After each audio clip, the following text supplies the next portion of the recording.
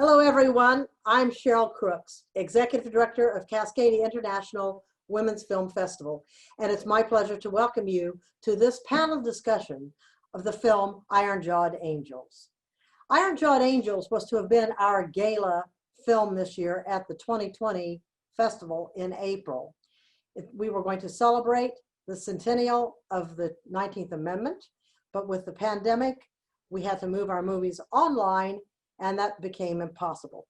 But thanks to HBO and Chad Martinez at HBO, we were allowed to do a special invitational screening of the film, and we've set up this panel discussion for you to see. The award-winning film tells the story about remarkable women who were suffragettes who fought for the right for women to vote in this country. Alice Paul is portrayed by Hilary Swank, and Carrie Chapman Catt is played by Angelica Houston. Those two women were major figures in the suffrage movement. They led protests, they lobbied legislatures, they did everything they could to get the 19th Amendment ratified and to give women the right to vote in this country. During that time, many of the women who were in the protests were imprisoned, as many as 200 of them. Alice Paul led many of these women on a hunger strike. And it was for that reason that Woodrow Wilson changed his mind and asked Congress to ratify the 19th Amendment. It's because of these women that women like myself and millions of others in the United States today can vote. Our partner for the gala celebration that was to have taken place in April was our local League of Women Voters. They worked very hard to set up special events throughout the year for the centennial.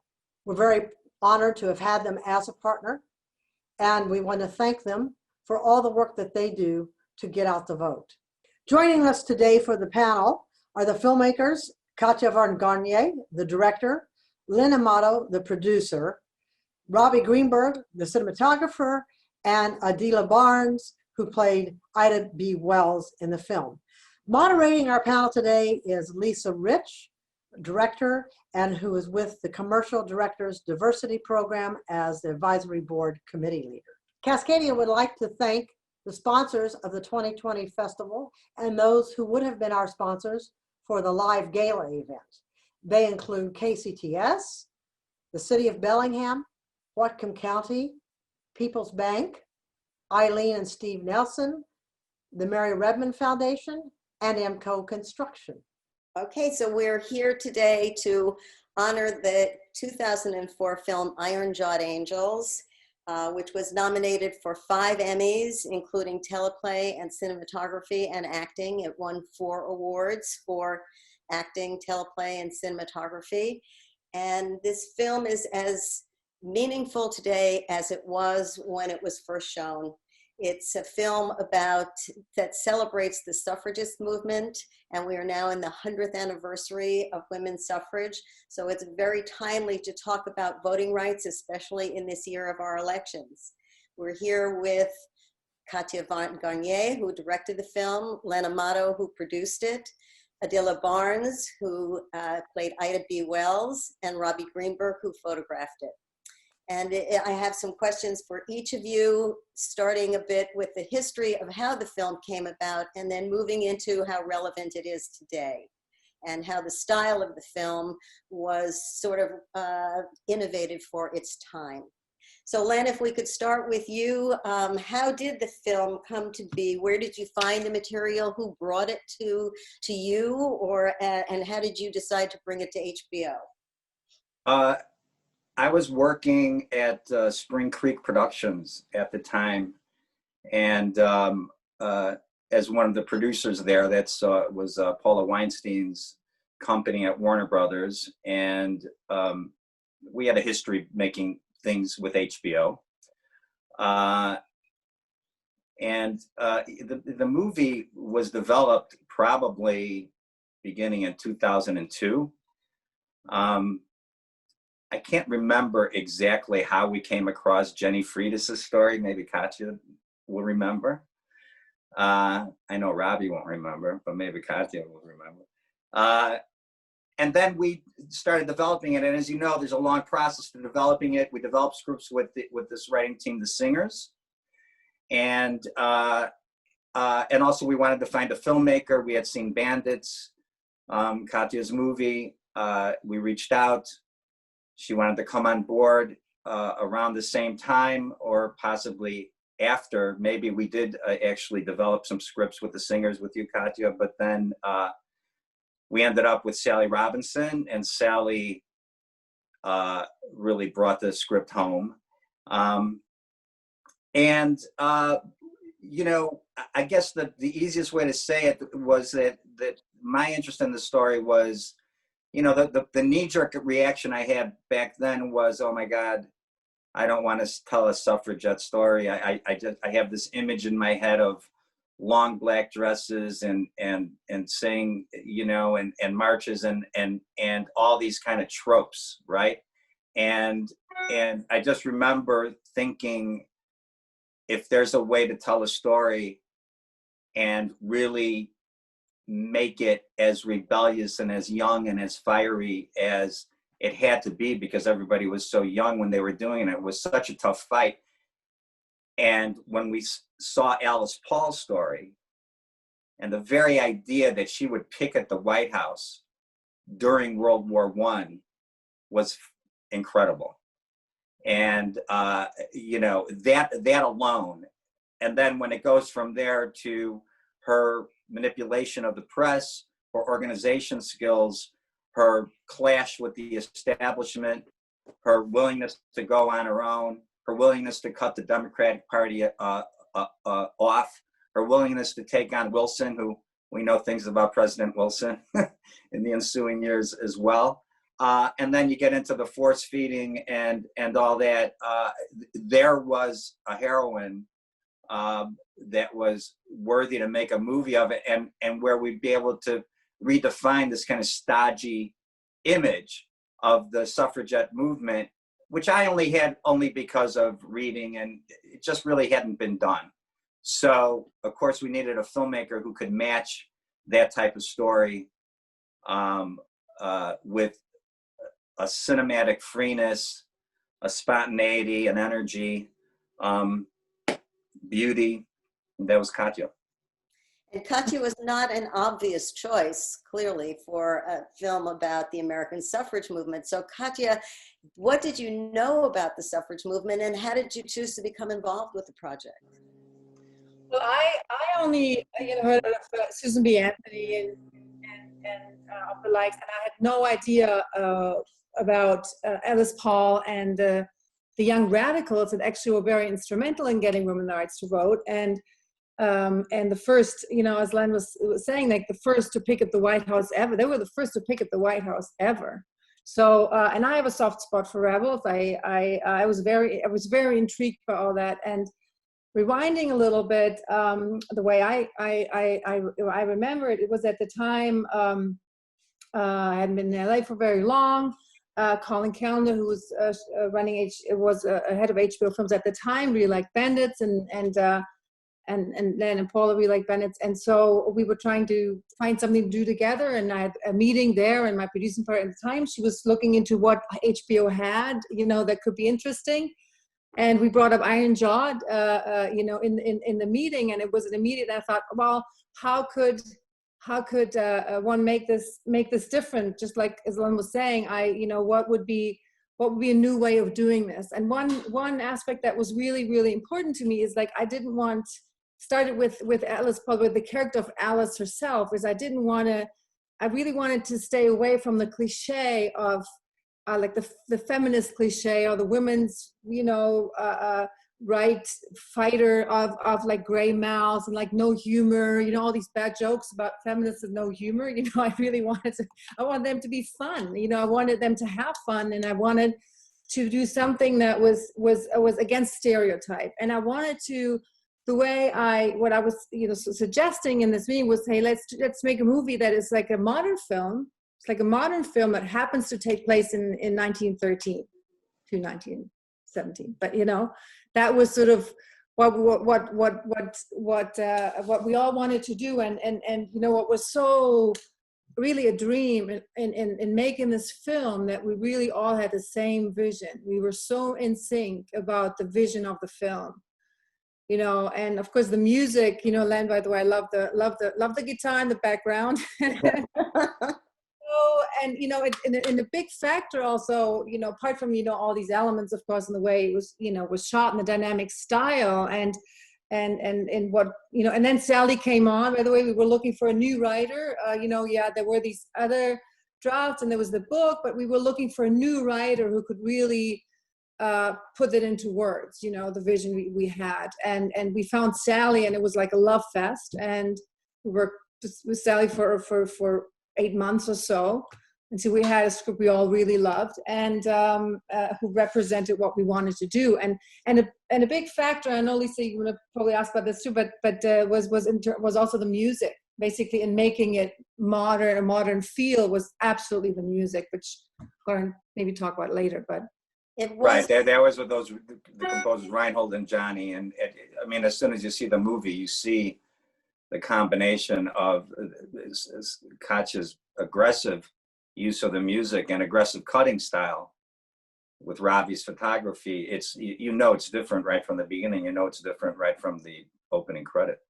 It's remarkable that HBO gave you latitude enough to make those choices. Did they support this unique vision that you came up with?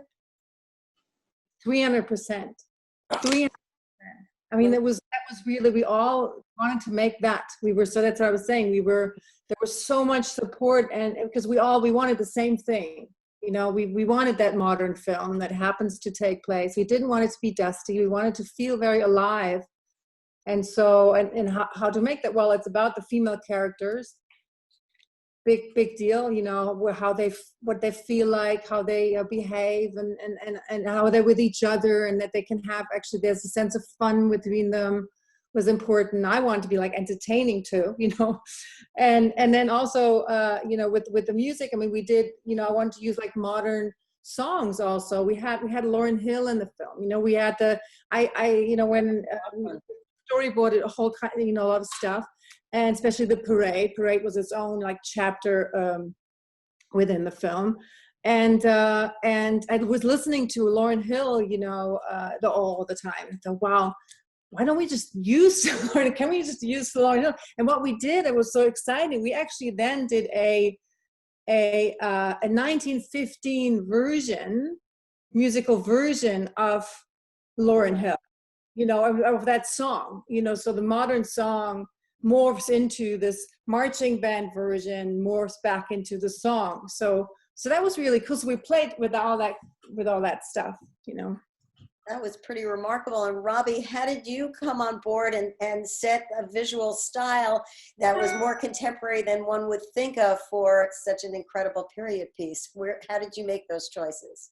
I didn't make that choice. That was Koch's choice from the beginning, to keep it modern. So we basically shot the film like a beautiful commercial, which made it easier for me. I mean, I originally, when I first accepted the assignment before discussing the look, I thought, oh boy, it's a chance to do a period film, get a bunch of lenses made to make it look old-timey. And there I was shooting a modern film. So it was not that big of an adjustment for me at the time. I mean, the one thing, Robbie, that was the beginning, so we started the film, just to say something about the cinematography, we started the film with sort of this shot on the swing. So we wanted it to be Right. up here, of her like swinging and looking to the sky and then back up.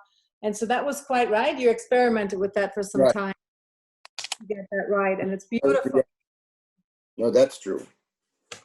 But making it look like a modern film and using the techniques that we did and the lenses that we used, the ramping and the changes of speed in one scene, those are things that normally would never have been done in a period film.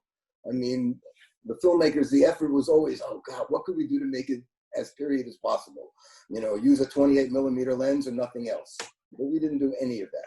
We went just the And, and rightfully so. The film was honored for the cinematography and the look, and it really was different. I mean, how did you find the locations that fed right into, you're living in a modern world, and yet you made it look so perfectly like it was, just. That was a combination of everybody. I mean, we had a great production designer who picked up on the whole, how to instigate the modern theme into the period look. I mean, he did it a lot with colors, and wardrobe did it with colors. I mean, normally if you think about the period film, you're always choosing earth tones and trying to tone down the color. We went the opposite way. It was, that part was not a challenge. It was a challenge to sort of keep it enhancing the story without interfering with the story. And I mean, the idea was really Katya's, was to access a younger audience that way. I mean, the film was important for the 20, 21-year-olds, not the 50-year-olds. We already knew about the suffragists, but she wanted to access a younger audience, and I think she was correct. I mean, older people were not as enthused as the younger audience was. So it was a very interesting experience. Mm-hmm. It really was. And Adila, it must have been really interesting and incredible for you to play the role of Ida B. Wells at a time when no one had even heard of her, but you had been aware of her, you knew about her history, and you were able to take on a role that was just fabulous. How did you learn about her role in the suffragist movement, and what did you think, how did it feel to play this role against this period piece? First of all, as I was saying earlier, I knew who Ida B. Wells was, as many African Americans do. And I have a one-woman show called I Am That I Am Woman Black. And as I was choosing the women that I would portray in my one-woman show, Ida B. Wells was one that I considered. And I ended up not selecting her because I already had two that represented the slavery era, and that was Sojourner Truth, and that was also Harriet Tubman. So I thought, no, I'm gonna move forward with time. And so when the audition came about, I thought, wow, here's Ida B. Wells again. She's come into my life again. And so, Katya, I'm just delighted that you selected me to portray her, because I felt like I had come full circle in terms of my research with her and my desire to portray her. So I never in a million years thought that I would actually portray her when I had not selected her for my one-woman show. So it was just really uncanny. Really I just love the way you walked, you joined the parade, you know, with such pride and such, it was beautiful. You had so much power, the way you portrayed her. It was wonderful. Thank you, Katya. And Thank you. You know, that's interesting that you say that, because one of the things in developing a character that's very important to me is how not only I bring the inner life of the character, but also the choices that are made emotionally and also in terms of physicality. Mm. So with her, it was really important, once I had on wardrobe, that enhanced choices I had made in terms of her inner life. And because we see her only 3 times in the film, in the fictionalized scene that she has with Alice Paul, and then when we see her in those 2 shots in the parade, I knew that with the 2 moments in the parade, that it was really important that we had a sense of what was going on with her internally, though she never said one word. And so when I watched the playback of the scenes and saw myself portraying her stepping into the parade, I went, wow. So I know that her spirit really had inhabited me, because the choices that were made for her, yes, they were my own, but just like the other historical figures that I've portrayed, the historical figures really inhabit me, and I become a vessel to speak for them. And that's exactly what happened in the film with Ida B. Wells. And it was a remarkable portrayal, because Ida B. Wells, as we know, and I think people will understand from watching the film, she was incredibly courageous by doubling down and she said she would march, but she refused to march in the back of the parade. This was a women's suffrage movement, but it was a white women's suffrage movement. And Ida B. Wells refused to accept that and demanded and walked in and marched with her delegation. And the pride that you showed and the way that you inhabited that role gave all of us the feeling of what we hope was historically. Do you believe it was historically accurate? And how do you think that it was emotionally accurate for the character as well as for your portrayal? I think so. Even though we know it was a fictionalized meeting with Alice Paul, I think what really made it important and poignant was the fact that we got a sense of who this woman was. We only had one opportunity in terms of hearing her speak, and that was the scene that we saw with Alice Paul. And for me, it really gave the opportunity to really tap into her fierceness and her decision to march without permission, which is why Alice Paul, when she glances at her, it's like, oh my God, she's doing it anyway. We told her the back of the bus, and here she is marching with her delegation. You could see it in her face. You could absolutely see it in her face, as much so as you could see Ida B. Wells in her face. I'm gonna do this the way that I wanna do it. It's non-negotiable. I'm going to be in this parade, but I'm going to do it on my own terms. And that's exactly what she did. And that was very powerful, particularly for 1913. In 1913. So Ida B. Wells was someone who was ahead of the curve in so many ways, having been born during slavery, 2 years before the Emancipation Proclamation. She really came from a place historically in the United States, but also in terms of her family, in terms of what was going on in the world. All of that, I think, set the stage for her to be born and to step in to her place in history, which she absolutely did on her own terms. Remarkable. And Katya, I mean, you put together a stunning ensemble cast with Hilary Swank and Julia Ormond, Angelica Houston, Adela, and Molly Parker. How did you come up with this group of women? This was remarkable for its time to find such a great cast.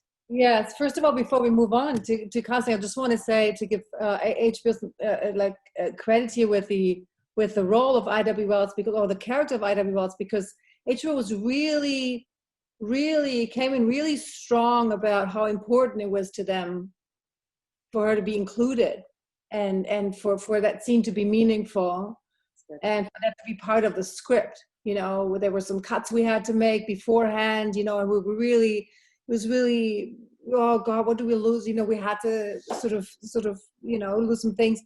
But we had to create, we wanted to create space for that character. And I just want to say that HBO was really important to them. So it was beautiful. That was beautiful. That was very important because, like when we develop material, we're going after an essential truth. So if you take a little dramatic license, but it points the way to a bigger truth about it, as Adela was saying, that's a great thing for us. And it was really important to include what passed for diversity at the time. And one of the themes in the story was the fact that Alice was knowing that she had an imperfect organization that she was working within and without, knowing that it wasn't truly diverse and that other people were being left out of it, clashing with the old organization. So it really was part of the theme of her dilemma. And yes, we would have been remiss not to include that aspect in this story. And not only that, had that not been included, I'm so happy to hear about HBO's commitment. Had that not happened, it would have been as if African American women were not involved in the suffragist movement. That was the only moment where we were able to see that. And so that was extremely important in terms of diversity and also in terms of telling the truth. And And I Ida B. I grew up in Chicago. There's a Wells School in Chicago, so I know they named schools after her, so that's good. Right, and she just got this huge image, didn't she? Just got an honor, a posthumous in honor, and Yes, the Pulitzer Prize. Pulitzer Prize, and nice, and this whole new like this image, and you know, and some Washington Union that's Station. yeah. Yeah. Her story is really I mean, that is should be a new film because it's really it's an amazing story. But to the casting. Of course, the casting, you know, in Office was really vital. And it was very, first of all, it was like, who is Alice Paul, you know, and we, and it was basically, the Joseph Hilley was basically it was a very, the whole casting process was a very synergistic effort, really. We all put our heads together and all make the decisions together. And it was a very joyful, wonderful process. What difficult was, it was I don't know if you remember this, because Patrick wasn't where he, you know, It wasn't Dr. McDreamy. really had to fight for him. You know, he came casting and he had me at hello. I mean, he was so charming and wonderful. But you know, there was some so we had to fight for him. Frances, there was a fun story about Frances because we thought, okay, who's Lucy, who's the counterpart, we were looking at so many actresses and none of them, you know, felt right. And there was this one Australian actress that I saw in the casting. I think Jackie McKenzie did a kick-ass casting, but it wasn't a big enough name. But you know, but then I was sending the tape to the writer, to Sally, you know, to say, oh, look at her, she's so amazing, you know, what do you think? You know, and then she called me up and she said, do you mean the one with the hat? And he said, no, she doesn't have a hat on, it's a casting. And you know, what was so funny, underneath the casting was a video, it was a film. The film was overtaped by the casting, but she had fast forward. And it was a movie with Frances O'Connor. And that's how we found Frances O'Connor at the movie. And I thought, wow, she's amazing. And so, and that was really magical there, how we cast Frances. And everybody was their own, you know, it was a really exciting cast. And all these, you know, Vera Farmiga, it was a few years before they got so well known, you know. I mean, it's incredible to see the career trajectories of the actors in the film. It's remarkable.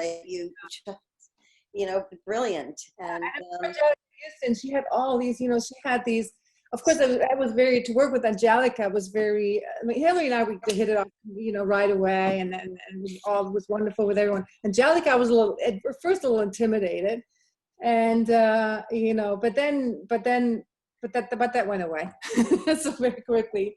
She was very, though, she's something. It was, you know, all these, like, these drives, she's very emotional. She's, as an actor, I think she needs the, you know, the emotional connection to what she has to say. And then there were all these lines, you know, all these pretty much like this information, you know, as she's walking. And that was a bit challenging, but then she got the Golden Globe for it. And so that was a wonderful, after 11 nominations or something, that was for all of us, of course, so beautiful, you know. yes. Well, really nominated at the same year as she was nominated for $1 Million Baby, and she got it for $1 Million Baby, and then she we were in the audience, and then she it was a beautiful moment because then she told me what she would have said if she had won for Iron Judge. She said that you know, during the banquet to me personally, so that was wonderful. Yeah. So it was really, you know, interesting. The parallel between casting Angelica and Hillary parallels the generation gap that was actually happening between the older and younger suffragists. The younger women were irreverent feminists, breaking with the white gloves and the black, you know, dresses and politics of Carrie Catt and her cohort. And so that clash was kind of central to the film. How did that come about?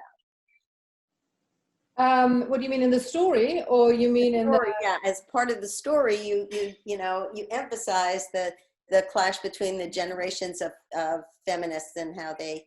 Well, it's implemented in a how to story because these young, because the older generation of women, they were playing it safe a little more, you know, and then it was the younger ones, inspired by the suffragettes in England, you know, who came in with more radical methods. And you know, as I was saying earlier about, you know, the character of Alice Paul, you know, what was so interesting about her, she was very single-minded. She was very focused on this one thing. She didn't want to hear about anything else. She didn't want to be involved in any other cause. She didn't want to, that's why she sort of didn't want to, you know, worry about, you know, other groups, or, you know, that one thing was important to her. And that's what she signed up for. And she didn't want to hear about anything else.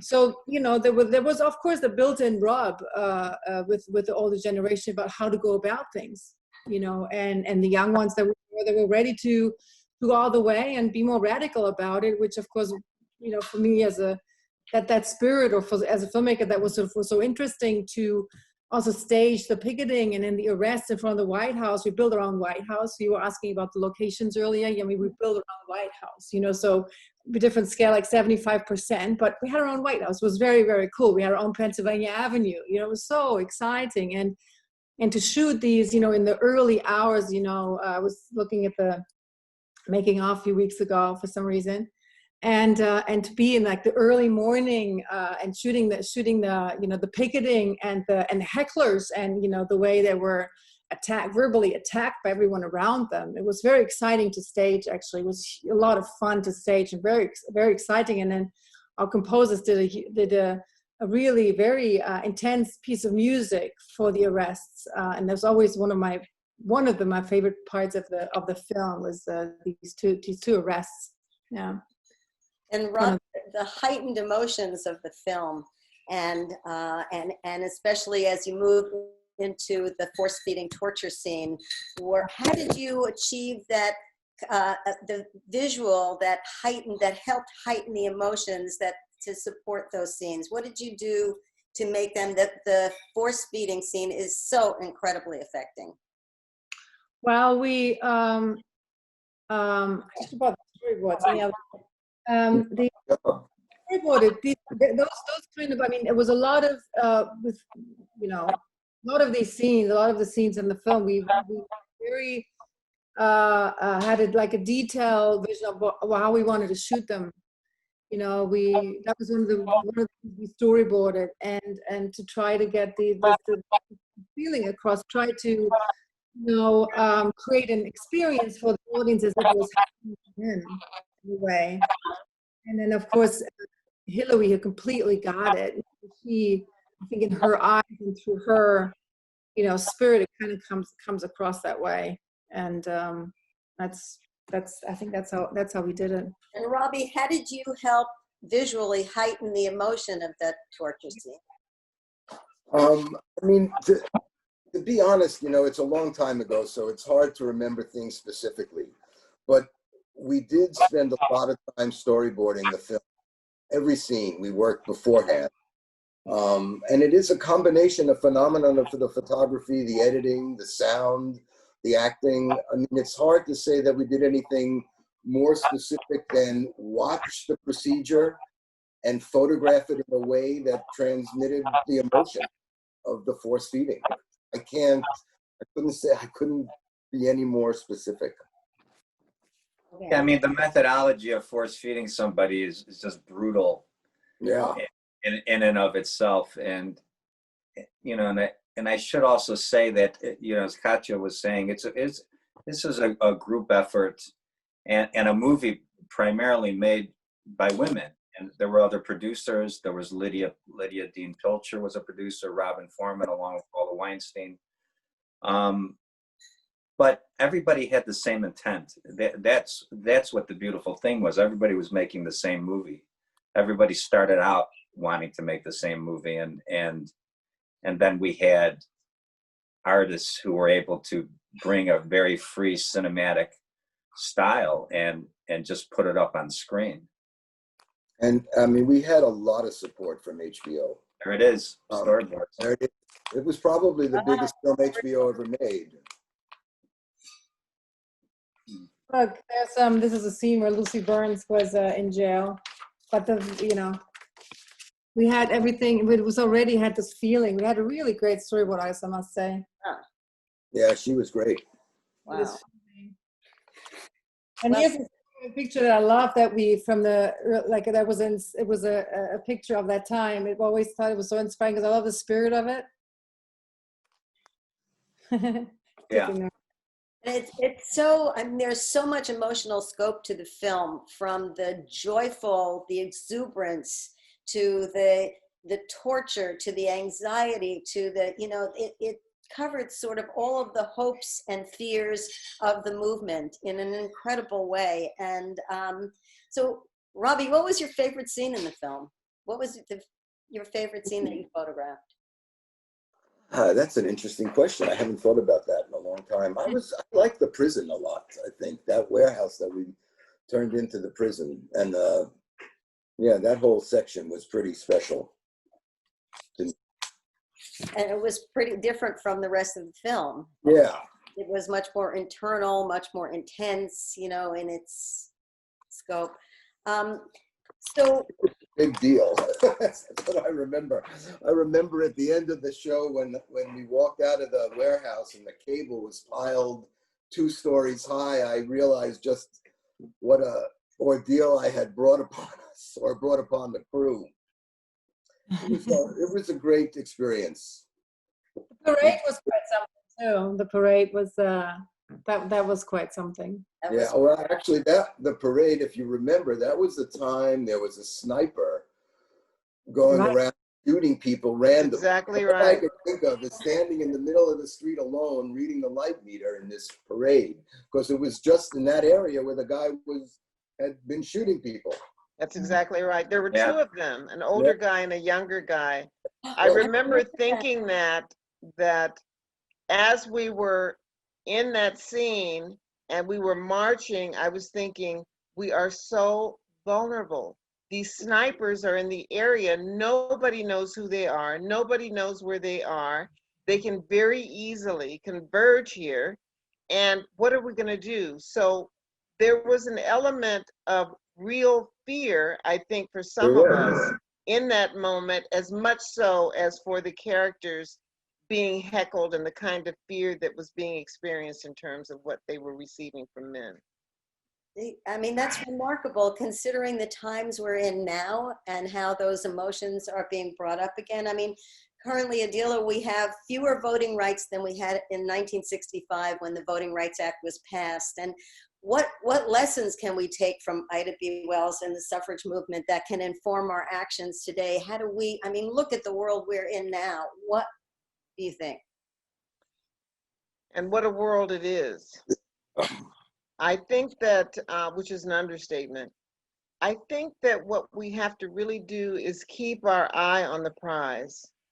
And I think because we all know this election is the most consequential election we will probably have in our lifetimes, everybody's got to get out there and vote. Everybody has to do whatever they can to make it happen.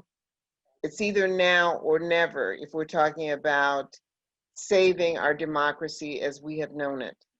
And so we've really come full circle again in another way. And we look also at some of the other historical figures during time. Fannie Lou Hamer in the 1960s, during that same time of the civil rights movement, who was an activist for the voters' right in the state of Mississippi and who gave tremendously of herself.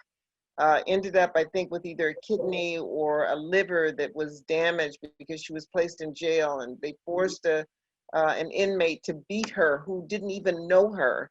I mean, she almost lost an eye. Just unbelievable what happened to her. So there are too many people who have given to the struggle for the vote, including the suffragist women that we're speaking of in this film. There are just too many to not do our part in making sure that we maintain the right to vote, all of us, all of us. And that is the message for our time, is that it is our right, it is our privilege, and we must all vote.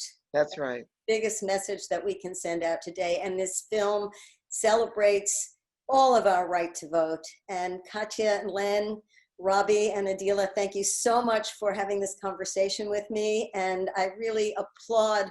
This film was remarkable for its time and it remains that way. Thank you so much. Thank you. You.